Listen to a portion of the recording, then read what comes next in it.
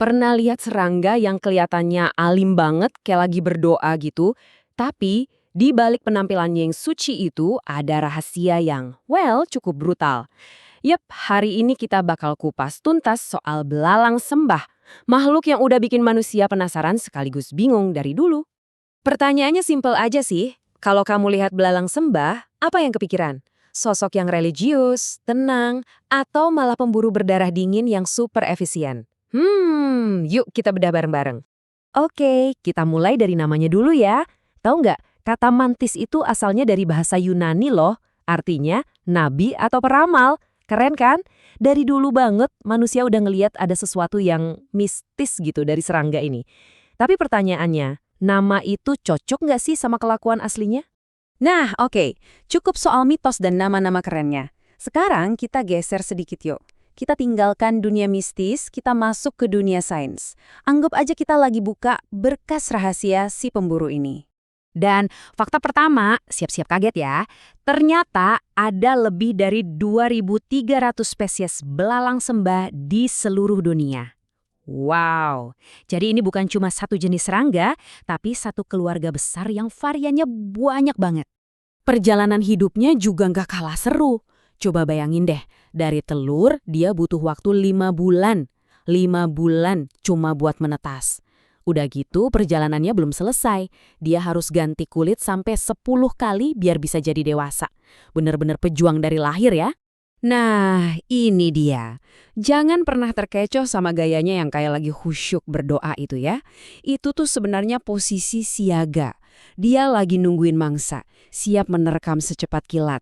Mungkin karena kesabarannya yang mematikan inilah, orang zaman dulu jadi mikir dia itu bijak atau bahkan peramal. Oke, sekarang kita masuk ke bagian yang paling dramatis.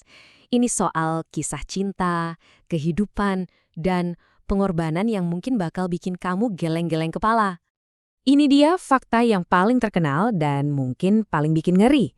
Soal kanibalisme seksual. Iya, kamu nggak salah dengar. Seringkali, setelah selesai kawin, si jantan malah jadi santapan buat pasangannya. Brutal. Terus kenapa sih bisa gitu? Gila banget kan? Ternyata ada alasan biologis yang kuat banget di baliknya. Jadi dengan makan si jantan, si betina dapat asupan nutrisi super penting. Buat apa? Ya buat mastiin telur-telurnya nanti sehat dan punya kesempatan hidup yang lebih tinggi. Bisa dibilang, ini pengorbanan tertinggi demi anak-anak mereka. Oke, setelah ngomongin fakta biologis yang lumayan keras tadi, kita balik lagi yuk ke sisi mistisnya. Gimana sih cara berbagai budaya di dunia ini memandang si belalang sembah? Dan ternyata tafsirannya beda-beda banget loh. Di Indonesia misalnya, kehadirannya bisa dianggap tanda kalau leluhur lagi sedih. Beda lagi di Tiongkok, di sana bisa jadi pertanda bakal ada bencana besar. Kalau di Eropa, wah jangan coba-coba bunuh belalang sembah, katanya bisa sial terus-terusan. Gila ya, satu makhluk tapi maknanya bisa beda-beda banget tergantung di mana kita melihatnya. Jadi, inilah inti dari semua ini. Dualitas belalang sembah. Di satu sisi, kita punya realitas ilmiah. Dia adalah pemburu yang gesit, anggota Ordo Mangtodea, dengan siklus hidup yang, ya, cukup brutal. Tapi di sisi lain, ada mitosnya. Dia adalah nabi, utusan leluhur, pembawa pertanda. Dua dunia yang sepenuhnya bertolak belakang, tapi ada dalam satu makhluk kecil ini.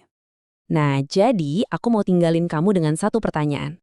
Setelah tahu dua sisinya, sisi predator dan sisi nabinya, kira-kira lain kali kalau kamu ketemu belalang sembah, apa yang bakal kamu lihat? Coba deh pikirin.